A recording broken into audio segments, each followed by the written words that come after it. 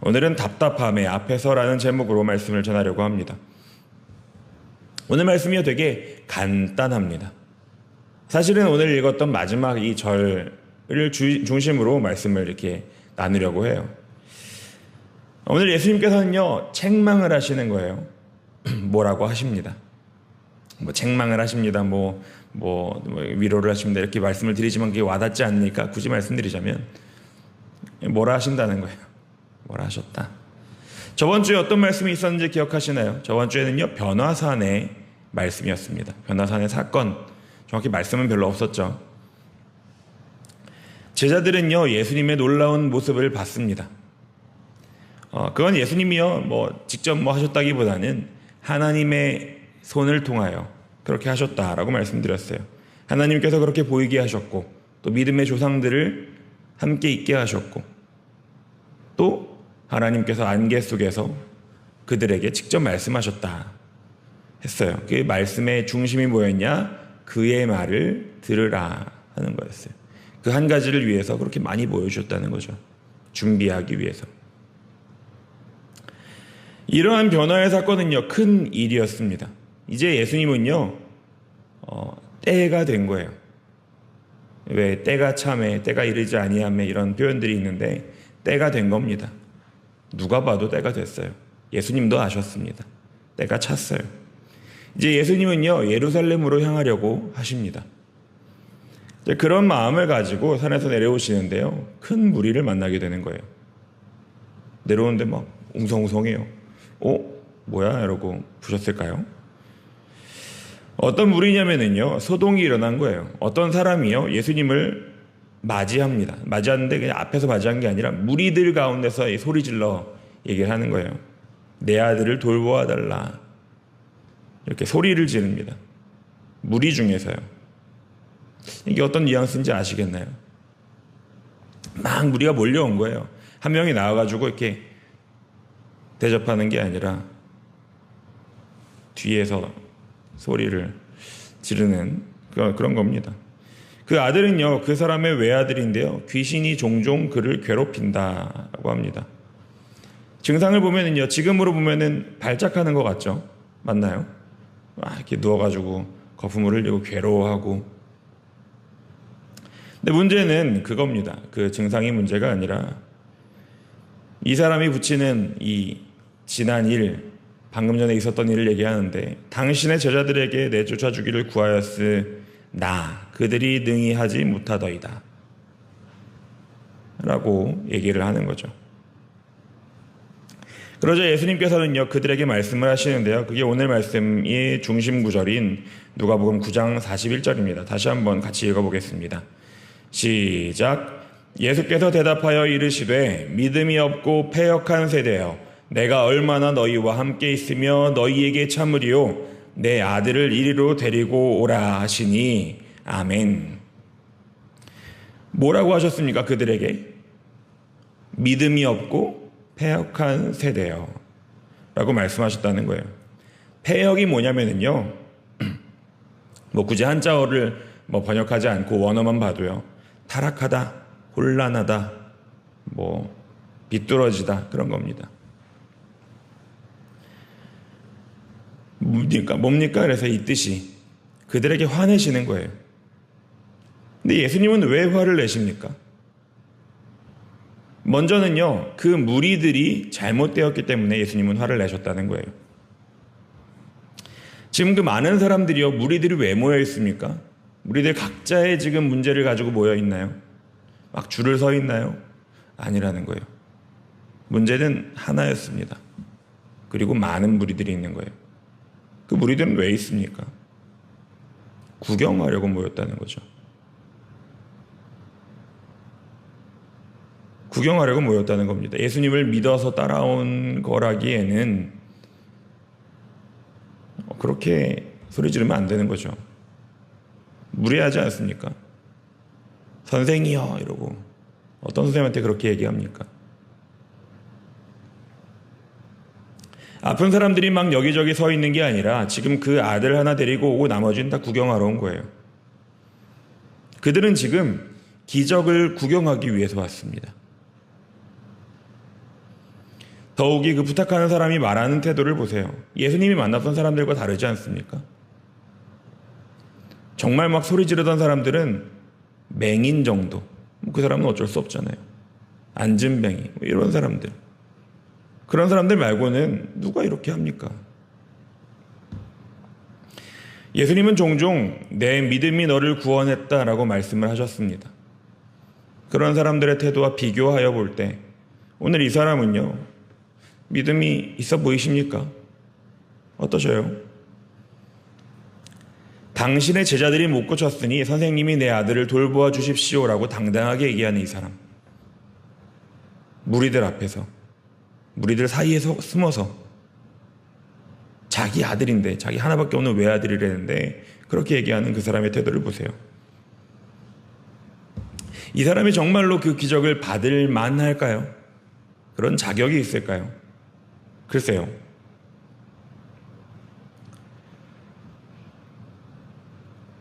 감히 넘겨질 건데 예수님께서요, 그가 뭐 준비되든 안 되든 기계적으로 기적을 베푸시는 분은 아니었다라는 사실은 우리가 알 수 있으니까 안 하셨을 수도 있겠다 생각합니다. 실제로 나중에도요, 예수님께서는요, 이적 자체를 구하는 자들에게 어디 당신이 하나님의 아들인가 한번 봅시다. 이적을 보여주세요. 표적을 보여주세요. 라고 하니까 너희들에게 보일 것은 요나의 표적밖에 없다 말씀하십니다. 요나의 표적이 뭡니까? 죽은 다음에 살아나는 것. 조금 더 지나가서 멸망이 넘어가는 것. 그것이 요나의 표적입니다. 그것뿐이라고 말씀하셨습니다. 그들에게 보여주지 않으세요. 그때 한번 보여주셨으면 훨씬 수월했겠죠. 그러지 않으셨다는 겁니다. 따라서 예수님께서는요, 그 아프고 힘든 그 누군가의 아픔, 이 외아들의 그 발작하는 그 모습, 그걸 갖다가 자신들의 구경거리로 삼는 자들에게, 또 그거를 보면서 어디 기적을 일으키나 보자 이러고 구경하고 있는, 또 제자들은 그거 못했다고 막 비난하는 이 자들에게요, 믿음이 없고 패역한 세대라고 말씀하시는 겁니다. 근데 잘못된 게 이 한 가지가 아니죠. 또 뭐가 잘못됐습니까? 제자들이 잘못됐다는 거예요. 그 무리들의 믿음 없음이 보이면 뭐 팥질을 맞던가 안 받으면 되는데, 그게 아니라 자기들이 하겠다고 해놓고서는 정작 능력은 없는 거죠. 능력을 일으키지 못하는 겁니다. 이게 왜 잘못이냐? 능력 없는 게 잘못인가요? 이 원인이 뭐냐? 예수님께서는요, 이들에게 이미 권능을 맡기셨다는 거예요. 이 전에도요, 사역을 한번 보내셨고요, 이 이후에도 보내십니다. 예수님은 이들에게요, 권능을 주셨어요. 권세와 능력을 주셨습니다. 할 수도 있고 해도 된다는 거예요. 근데 믿음 없음으로 그러지 못했다는 거죠. 예수님처럼 할 수 있도록 가르쳤고 그만한 권세와 능력을 주셨는데 그 제자들의 믿음이 부족했다는 거예요.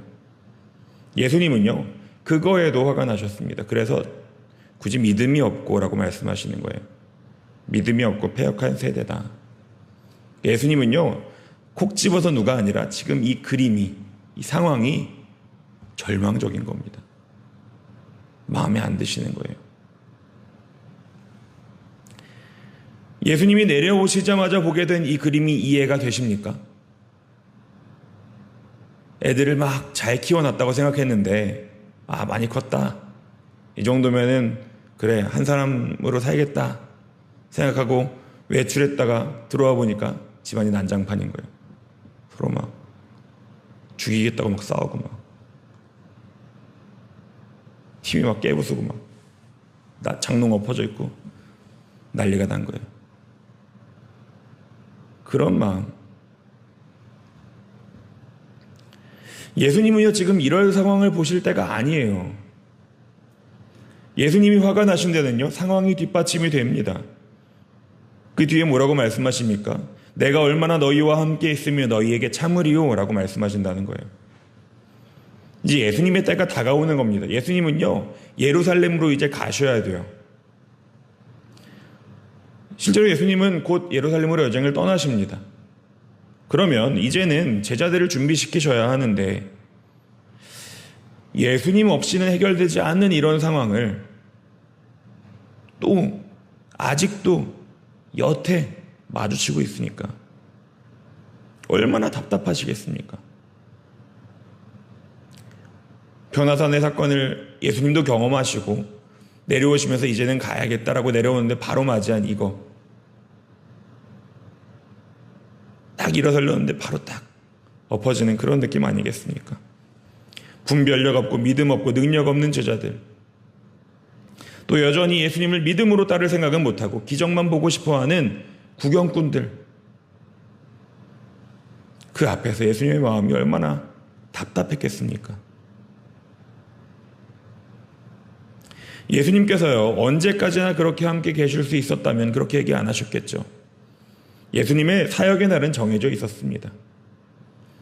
때가 차면 예수님은 유월절 어린 양의 사역을 감당하셔야 했습니다. 또 그들에게 요나의 표적을 보임으로, 승천함으로 하나님의 일을 완수하셔야 했는데 그 큰 일을 앞에 두고 지금 이거 하나 제대로 안 들어가는 이 상황이 얼마나 답답했겠냐고요. 도와주려고 해도 안 되는 사람이 얼마나 많습니까? 잘 되면 좋아요. 잘 되는 사람이 별로 없어요. 그 좋은 자본과 그 좋은 기술과 막 모든 거를 다 갖다 줘도요, 안 되는 거예요. 그런 답답함. 미숙한 그들을 보고요, 예수님께서는요, 답답함과 안타까움이 섞인 마음으로 한마디를 하신 거예요. 그게 오늘의 말씀입니다. 믿음이 없고 패역한 세대여 라고 말씀하십니다. 근데 이 말이요, 어떤 의미인가, 그 뒤에 어떤 행동이 있는가를 살펴보면 이 말의 의미를 알 수 있습니다. 책망하시는 게요, 그냥 책망하신 데서 끝났다는 거예요. 그 무리들이 아직도 그렇게 답답하고 미숙하게 있는데 그들에게 불호령을 하셨어요. 심한 말을 하셨습니다. 그러고서는 그들을 저주하시고 그들에게 번개를 떨어뜨리시냐 하면은 아니라는 거예요. 내게서 떠나가라라고 하지도 않으신다는 거예요. 예수님은요, 그 안타까움과는 다르게 행동을 하십니다.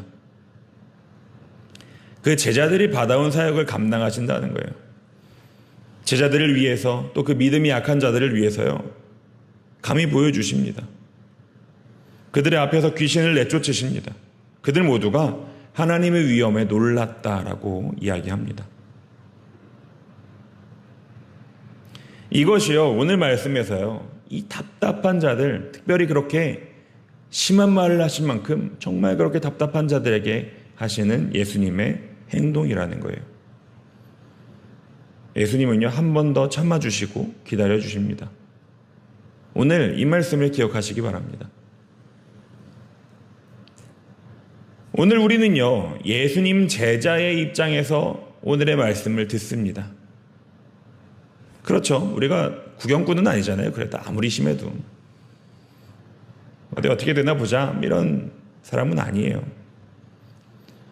물론 우리에게 바라는 사람들이 있죠. 우리에게 어디 교회 다니는 사람들을 어떻게 하나 보자 라고 지켜보는 사람들은 있습니다만은, 적어도 오늘 우리는요, 종종 실패하는 제자들의 입장에서 보게 되지 않을까 싶습니다. 안타까운 점은요, 우리의 성장이요, 누가 봐도 그렇게 빠르지는 않다는 거예요. 저도 나름대로 신앙의 세월이 있습니다만 얼마나 변했냐라고 보면은 그냥 제가 잘한 만큼만 그냥 변한 것 같아요.